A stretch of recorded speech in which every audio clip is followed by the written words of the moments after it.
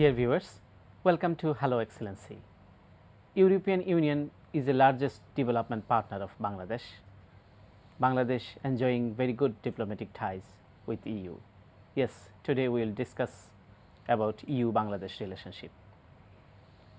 Our today's guest, His Excellency Mr. William Hanna, Ambassador and Head of the Delegation EU in Dhaka. And we have a distinguished guest in the studio as well, Dr. Imtiaz Ahmed, Professor, Department of International Relations, University of Dhaka. Professor Imtiaz Ahmed, আপনাকে স্বাগত জানাচ্ছি আমাদের এই অনুষ্ঠানে। কেমন আছেন আপনি? আমি আছি ভালো। আমরা বাংলাদেশ এবং ইউরোপিয়ান ইউনিয়নের সম্পর্ক, বিরাজমান সম্পর্ক নিয়ে নিশ্চয়ই আলোচনা করব। তো আপনার কি মনে হয় বাংলাদেশ এবং ইউ সম্পর্কটা কি অবস্থায় বিরাজ করছে?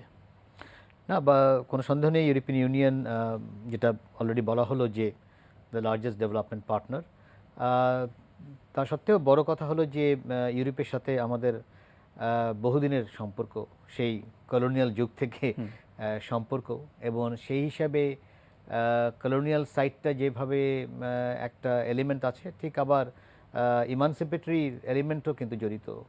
আজকের যে গণতন্ত্রের কথা বলা হচ্ছে, যে পার্লামেন্টারি সিস্টেম, যেই লিবার্টি, ফ্র্যাটার্নিটি, ইকুয়ালিটি, ফ্রেঞ্চ রিভলিউশনের কথা যদি বলা হয়, সেটাও ওই ইউরোপ থেকে এসেছে। যার জন্য এক ধরনের যাকে বলা হয় পজিটিভ অ্যান্ড নেগেটিভ নিয়েই আমাদের সম্পর্ক আছে, এবং সম্পর্কের বড় একটা কোনো সন্দেহ নেই। বিশেষ করে মার্কেটের ব্যাপারে অন্যতম আইটেম যেটা গার্মেন্টস, আমাদের তার অন্যতম মার্কেট হলো ইউরোপিয়ান ইউনিয়ন। সেই হিসাবে এখন বলতে গেলে বহুমাত্রিক সম্পর্ক তৈরি হয়েছে, শুধু অর্থনৈতিক না, একই সাথে সোশ্যাল, ইন্টেলেকচুয়াল, পলিটিক্যাল বিভিন্ন সম্পর্ক আছে। জি প্রফেসর আহমেদ, আমরা এই বহুমাত্রিক সম্পর্ক নিয়েই আরও আলোচনা করব। তার আগে চলুন দেখে আসি ইউরোপিয়ান ইউনিয়নের উপর নির্মিত একটি ভিডিও চিত্র।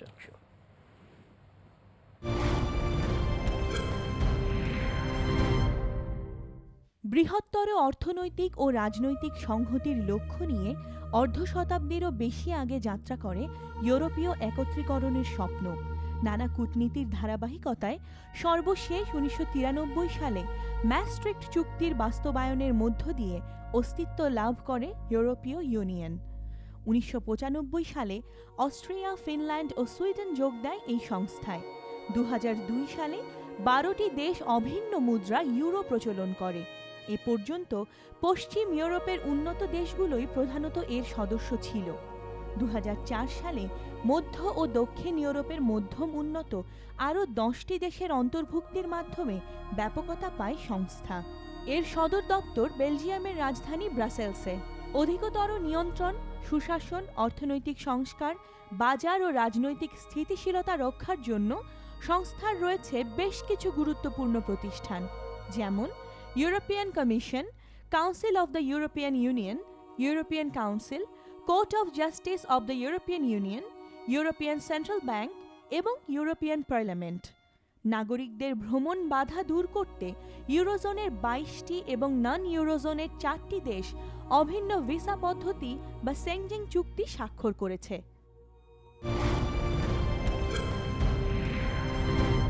যেটি আপনি বলছিলেন যে বহুমাত্রিক সম্পর্ক, এবং ইউরোপিয়ান ইউনিয়নের সাথে আমাদের যে অর্থনৈতিক সম্পর্ক, বিশেষ করে বেশ জোরদার সম্পর্ক, আমরা এটি বলবো যে আমাদের একটা সিঙ্গেল মার্কেট ডেস্টিনেশন আমাদের প্রোডাক্টের ইউরোপিয়ান ইউনিয়ন। সেটিকে আপনি কিভাবে দেখছেন? সবচেয়ে সুবিধা আমাদের দিক থেকে হলো যে আগে যেরকম প্রতিটি স্টেটের সাথে আলাদাভাবে যেতে হতো, চুক্তি হতো, সেটা না হয়ে যেহেতু পুরো ইউরোপিয়ান ইউনিয়ন একসাথে একজনের সাথে চুক্তি করলেই সমন্বয়, সেটা আমাদের দিক থেকে একটা বড় লাভ, কোনো সন্দেহ নেই। মার্কেটটা ক্যাপচার করার ব্যাপারে ইউরোপের সাথে আমাদের ইন্টেলেকচুয়াল সম্পর্ক বিরাট। এখানকার পলিসি মেকারসদের বেশিরভাগই কম বেশি বলতে গেলে ইউরোপে শিক্ষিত। একটা বাংলাদেশি ডায়াসপোরাও তৈরি হয়েছে। আমি যদি ইংল্যান্ডের কথা বলি, ইংল্যান্ডের রেস্টুরেন্ট ইন্ডাস্ট্রির মধ্যে বাংলাদেশের একটা অবদান বিরাট। আমাদের এই আলোচনায় ইন্টারভিউতে শরিক হয়েছেন ঢাকায় নিযুক্ত ইউরোপিয়ান ইউনিয়নের রাষ্ট্রদূত হিজ এক্সেলেন্সি উইলিয়াম হানা। আমরা ধারণকৃত সেই সাক্ষাৎকার পর্বটি একটু দেখব।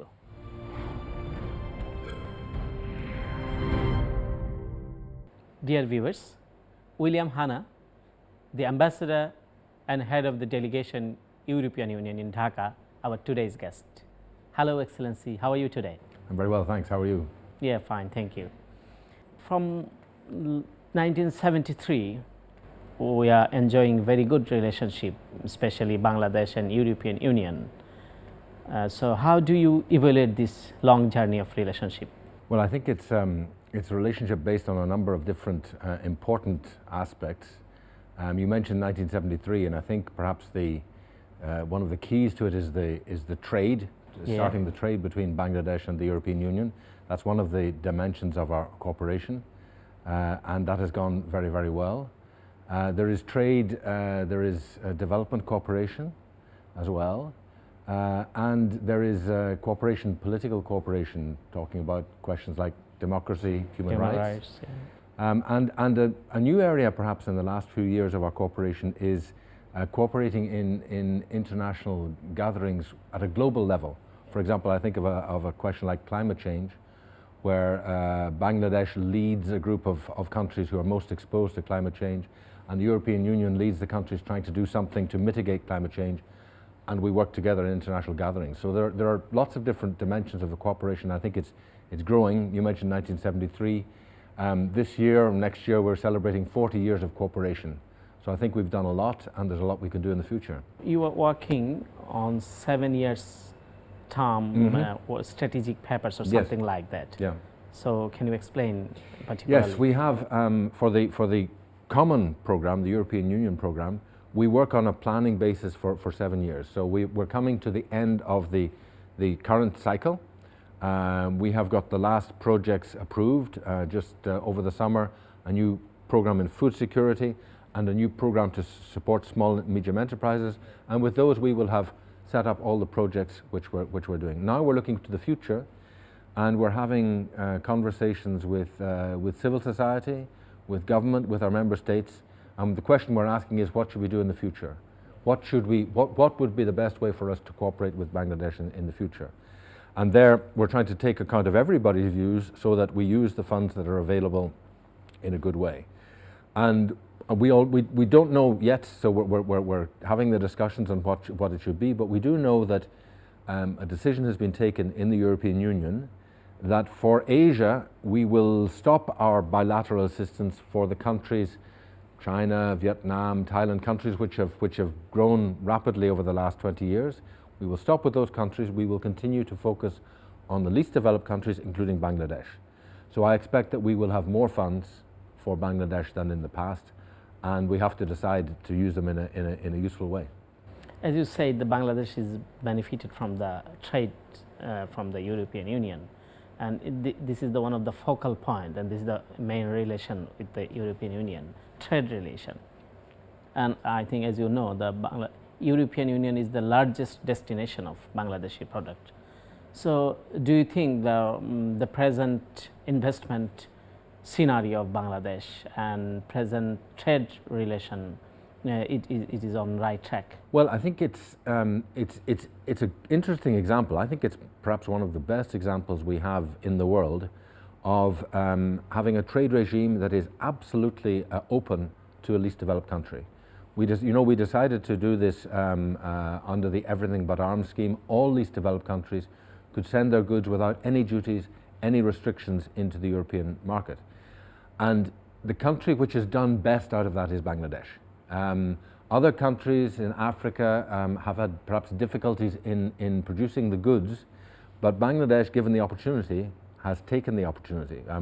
We know about the ready-made garment sector, but there's other sectors. There's fisheries, there's leather, and I think increasingly in the future we're seeing ships, we're seeing manufactured goods. That market is open, and I think Bangladesh can develop. The big increase that I've seen in the short time, I've been here for 18 months, but in the short time I've been here, there was this decision to change the rules of origin and to allow investment into Bangladesh and then added value from Bangladesh back to Europe. And that led to a very big increase in exports, up by 50%. Even last year, Bangladesh exports to Europe went up by 28%. So it's a success story. It's a really good success story. There have been some losers, but mainly winners in Bangladesh. And I think it's good news for the future. But you mentioned the investment. I think what we've seen is that most of the investment in RMG sector has been Bangladesh investment. It's been Bangladesh money investors. Now, if we want to go forward, that's very good, but we also want to attract European investors in Bangladesh, and there are perhaps a number of issues that need to be looked at. But I would say that the trade has been a success story. It's a story that's created millions of jobs, and my feeling is that if we look to the future, it's not so much the development aid that will have the big impact. It should be, as Bangladesh is moving towards a middle income country, it should be the trade. It could be trade and aid, but I think the trade will progressively be the way forward for Bangladesh. It's been remarkable over the last years. You've seen growth rates of 6 or maybe 7% over a number of years, and we would be very happy to have such growth rates in Europe these days. We're down 1% recession, so that's been good. European Union is experiencing financial masses, and that caused Greece and Italy's economic turmoil. So do you believe it will affect development assistance of Bangladesh? Well, we're going through a crisis at the moment, Eurozone crisis. But it won't affect development assistance is the short answer. But I think it's worth looking a little bit at this situation. I mean, we've been in crisis since 2008 for 4 years. Pascal Lamy, who was our former trade commissioner, now came down here to Bangladesh earlier this year, and he said, this crisis, will it be 5 years or 10 years? So it's a very, very big crisis. And I was back in Brussels in September, and we were listening to our President Barroso, President Van Rompuy, talking about this. And it definitely is a huge crisis that we're going through. But what's happening in this is that we are dealing with some questions which we had not dealt with before. You know, when there was this big move forward to have the euro, to have economic and monetary union, we did the monetary bit, you know, to have the single currency, but we didn't do the fiscal bit. That was left a little bit vague, or at least it was left to best efforts. And in fact, what we saw was that we had the single currency, a great success, but without the fiscal discipline, we ran into problems. So we're now putting things right. It's like repairing a ship in the middle of a storm, so it's not so easy, but a number of really important decisions have been taken this year. European Union assisting Bangladesh in many ways, particularly in good governance, human rights, strengthening democratic process. So what is your observation? Well, I think I think it's worth pointing out to everybody, to your viewers, that at the heart of our cooperation, or at the very beginning, the first article of the cooperation agreement talks about the Universal Declaration of Human Rights as being the bedrock on which our cooperation is based. So that's something that Bangladesh and the European Union have placed as number one, the human rights. So that's an important part of what we're doing. And I've been struck that since I arrived here, that everybody I've met, the first thing they talk about the European Union, they make the link between the European Union and democracy, European Union and elections, working for free and fair elections. So democracy, supporting democracy in Bangladesh is key. And I know, having again come back recently from Brussels, the messages I were getting were very, very strongly in support of human rights and democracy. For the first time, when we had the gathering of all the ambassadors of the EU from all around the world, we went down this time for an afternoon to the European Parliament.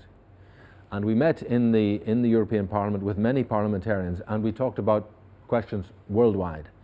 And the main theme that the parliamentarians were putting forward was, how can we support human rights and democracy in countries around the world? And they were asking me, what are you doing? What are we doing in Bangladesh? And I reported that that is a very important part of what we're doing.